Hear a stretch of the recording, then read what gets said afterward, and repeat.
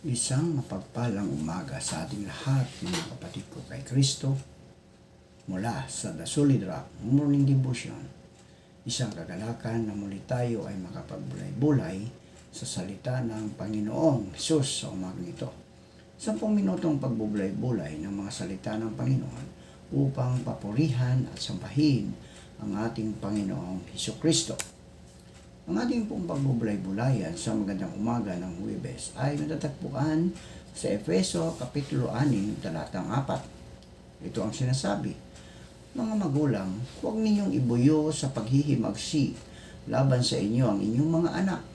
Sa halip, palakihin ninyo sila ayon sa disiplina at aral ng Panginoon. Tayo po ay manalangin.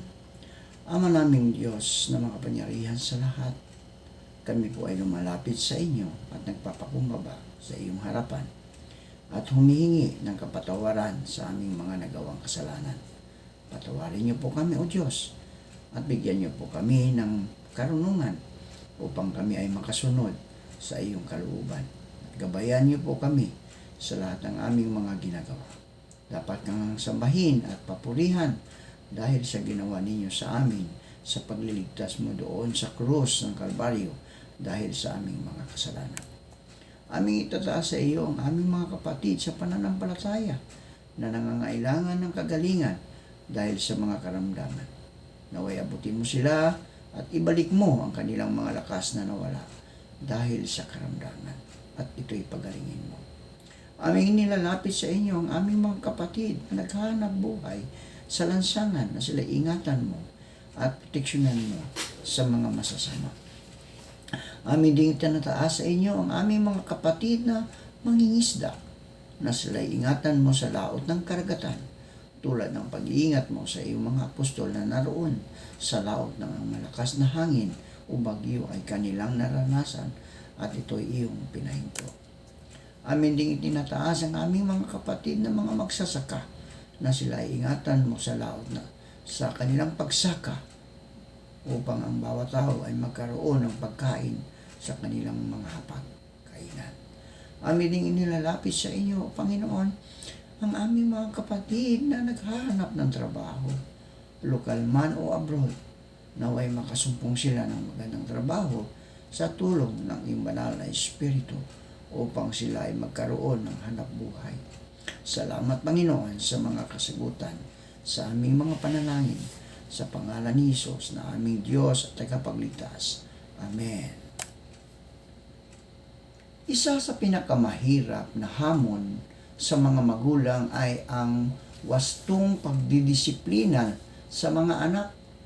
Iba-iba ang pagpapalaki sa anak.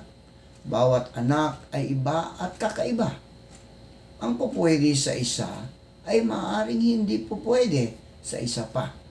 Hindi ko alam kung sino ang sapat ang karunungan upang masabi kung anong klaseng disiplina ang napakarahas o kung ano ang napakaluwag maliban sa mga magulang ng mga bata mismo na nagmamahal sa kanila ng labis.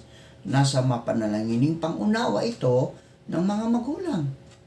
Tunay ngang ang pinakamahalaga at pangunahing alituntunin ay na ang pagdidisiplina sa mga anak ay kailangang higit na dahil sa pagmamahal kaysa pagpaparusa. Ipinayo ni Brigham Young na kung inatasan kayong parusahan ang isang tao, huwag na huwag magparusa ng higit sa pamahid na nasa sa inyo upang magbinda. Discourses of Brigham Young, pinili ni John A. Widtsoe noong 1954. Ang patnubay at disiplina, gayunpaman, ay siguradong isang kailangang bahagi ng pagpapalaki ng bata. Kung hindi disiplinahin ng mga magulang ang kanilang mga anak, ang publiko ang didisiplina sa kanila sa paraang hindi magugustuhan ng mga magulang.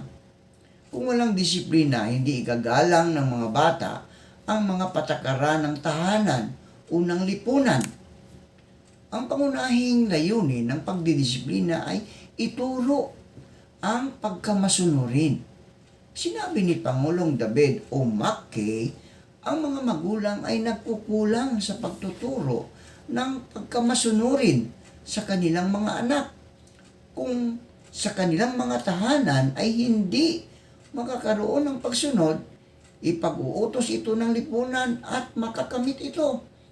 Kung gayon, ay mas makabubuting ang tahanan, taglay ng kabaitan, awa at pag-unawa ang magturo sa bata ng pagkamasunurin sa halip na walang pakundangan siyang iwanan sa malupit at walang awang disiplinang ipinagpipilitan ng lipunan.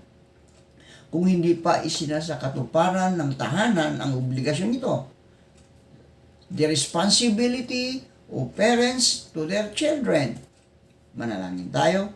Salamat Panginoon sa panibagong araw at buhay. Iniaalay namin sa inyo ang buong araw na ito at ang aming pamilya. Gabayan at patnubayan niyo po kami sa araw na ito at ilayo sa anumang kapahamakan. Sa pangalan ni Jesus na aming Diyos at tagapagligtas. Amen at Amen.